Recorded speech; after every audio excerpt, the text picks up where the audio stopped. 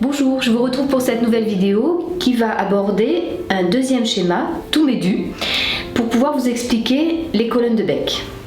En fait, le schéma tout médu, c'est ce que j'ai expliqué un peu tout à l'heure sur le plan relationnel. On va prendre l'exemple.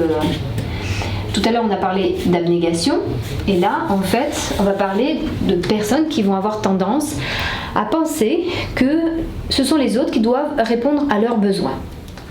C'est à la fois comprendre peut-être ce schéma-là chez nous, parfois, et peut-être aussi comprendre ce schéma-là chez les autres.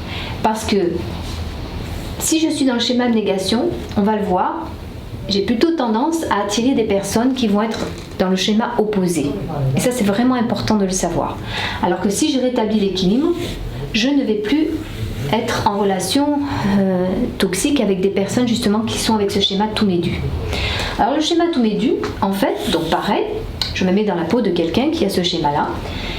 Quand je vis une situation où j'ai un besoin, voilà, ça c'est mon besoin. Donc de nouveau les colonnes. Ma façon de penser, elle est donc sous-tendue une fois de plus par mes schémas, et donc là en l'occurrence le schéma tout médu, créé par rapport à mon histoire de vie. Donc ma façon de penser, quand j'ai un besoin, c'est les autres doivent répondre à mes besoins. Et s'ils n'y répondent pas, eh bien je ressens une émotion, et on trouve donc la deuxième émotion qui nous pose problème, la frustration. Donc je vais me sentir frustrée. Et une fois de plus, comment je fais pour supprimer mon émotion? La tendance, c'est d'avoir un comportement. Et rappelez-vous qu'on a deux stratégies comportementales pour agir sur nos émotions. Soit on agit sur la situation, soit on agit sur l'émotion. Imaginons que j'agisse sur la situation. Et bien là, je vais trouver des moyens d'agir sur la personne en face de moi pour qu'elle réponde à mes besoins. Il existe 3 techniques qui sont utilisées par les personnes qui ont ce schéma tout médu.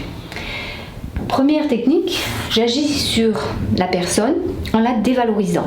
Parce que si je la dévalorise, la personne qui veut avoir un regard positif de moi sur elle va tout faire pour répondre à mon besoin, pour que justement j'ai ce regard positif sur elle.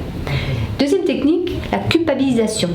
C'est-à-dire qu'en fait, je vais culpabiliser la personne en face de moi, et comme elle va se sentir coupable, eh bien elle va répondre à mes besoins. Et la troisième technique, c'est la menace, la peur.